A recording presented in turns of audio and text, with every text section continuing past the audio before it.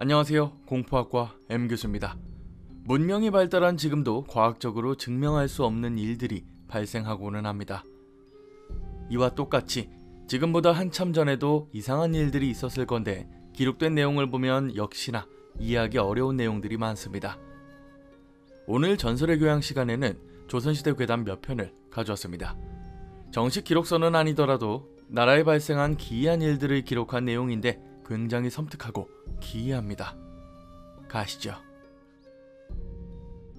1500년대 말에 회자되는 사건 중 김유의 아들이 유괴되는 사건은 그 내용이 무척이나 이상하다. 김유는 개성에 살고 있는 선비였는데 어린 아들이 유괴를 당했다.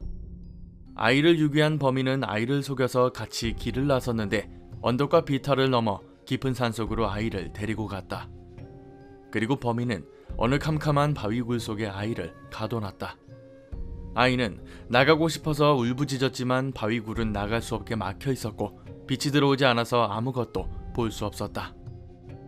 무서움에 울고 떨며 소리를 질렀지만 깊은 산속에서 사람은커녕 짐승조차 들어오지 않았다. 조금 이상했던 건 목숨을 겨우 부지할 정도로 음식이 담긴 그릇이 동굴 안으로 들어왔다 나갔을 뿐이다.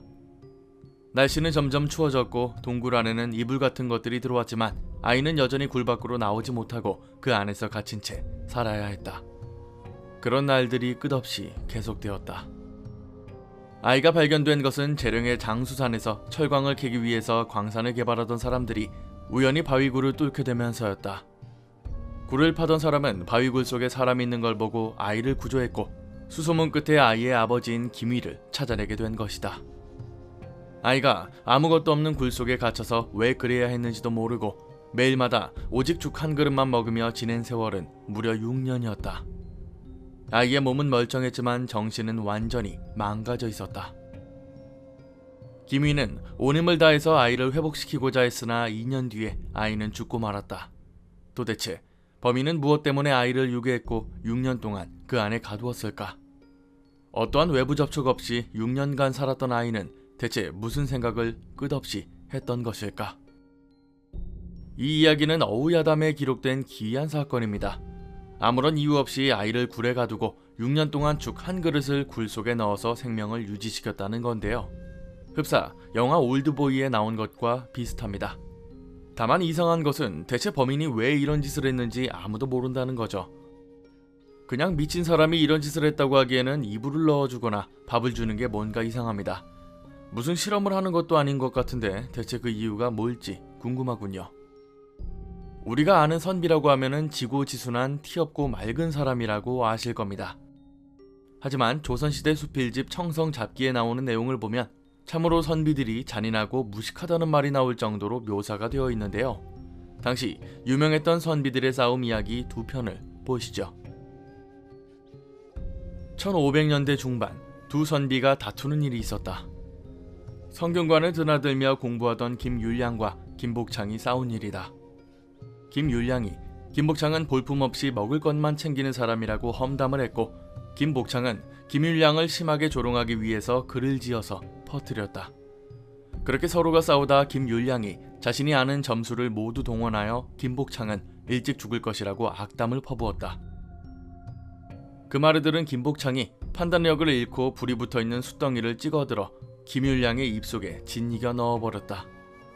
타오르는 숯덩이가 입안에 들어오자 김율량은 괴로워서 날뛰었다. 1644년 심기원은 자신의 적인 김자점과 서로 정치판에서 세력 다툼을 하고 있었다. 김자점은 심기원의 허점을 놓치지 않았고 마침내 심기원이 반란을 일으키려고 했다는 혐의로 형벌을 받게 되었다. 심기원이 나무로 만든 형틀 위에 묶이게 되었는데 심기원은 자신이 매를 맞거나 귀양을 갈 것이라고 생각했다. 혹은 참수형이나 교수형을 당할 수 있다는 각오를 다지고 있었다. 하지만 형벌을 내리는 관리들은 심기원을 단단히 묶어놓고 한쪽 다리를 커다란 칼로 내려치려고 했다. 심기원이 놀라서 대체 이게 무슨 형벌이냐고 묻자 관리들은 김자점 상공께서 내린 특별한 형벌이라고 대답했다. 곧 심기원의 다리 한쪽이 잘려나갔고 차례대로 팔과 나머지 다리도 잘려나갔다. 심기원은 사지가 모두 잘려서 피를 뿌리며 바닥에서 나뒹굴었다. 관리자들은 고통에 신음하는 심규원을 가만히 지켜보고 있었고 서서히 정신을 잃어갈 때쯤 목을 잘라 그를 죽이려고 했다. 심규원은 그가 죽기 직전 관리들에게 말했다. 나를 대신해 김자점에게 전해주시오. 당신도 나와 같이 될 거라고. 심규원이 잔혹하게 죽은 지 7년 뒤 공교롭게도 김자점 역시 같은 형벌로 죽었다. 그리고 이후 이 형벌은 폐지되었다. 가끔 사극을 보다 보면은 말이나 소의 팔다리를 묶어 사지를 절단하는 능지처참이 나올 때가 있습니다. 듣기만 해도 끔찍한 형벌인데 직접 칼질을 하고 죽기 직전까지 고통을 주는 형벌이라는 걸 보면 얼마나 극악무도한 형벌인지 알 수 있습니다. 선비라고 할지라도 그리 순하지만은 않죠. 조선시대 괴담을 보면 김자점이라는 인물이 자주 등장합니다. 조선 중기 인조 반정을 성공시키면서 출세 가도를 달렸던 인물인데요. 다음 이야기에서도 김자점이 등장합니다. 1700년대 후반 한 부유한 집에서 사치스러운 음식을 개발해 먹었다는 소문이 퍼졌다. 그 음식은 일종의 떡국이었는데 국 속에 들어가는 떡이 극히 교묘하게 만든 것이다. 귀여운 어린아이의 모양으로 만들어졌는데 눈, 코, 입 등 꼭 어린아이와 똑같이 만들어졌고 심지어 팔다리 또한 진짜 사람 같았다. 따라서 음식이 귀엽고 살아있는 사람처럼 생생했으며 냄새는 향기롭고 혀에 닿으면 맛이 오묘했다. 특히 어린아이 모양의 떡을 이빨로 뜯어 씹으면 입술과 잇몸에 닿는 감촉이 부드럽고 기분이 좋았다. 이 음식이 소문이 돌면서 널리 알려졌는데 곧 이 사람은 망하고 말았다. 따라서 사람들은 그 음식은 사치스러운 음식이며 재산을 탕진하여 사람을 망하게 만들었다고 말했다. 또 다른 예로 1651년 김자점의 가문이 망해갈 때쯤 김자점은 모든 음식이 씹기에 단단하다며 투정을 부렸다. 이 때문에 오직 갓 부화한 직후에 병아리만 구해다 먹었다고 전해진다.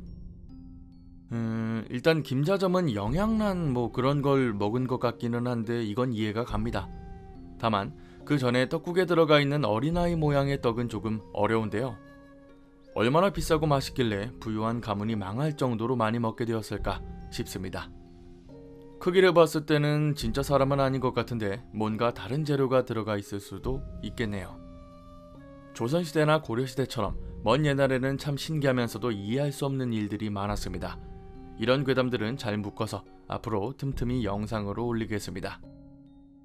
오늘 강의는 여기까지입니다. 재밌게 봐주셨다면 공포학과에 입학 부탁드립니다.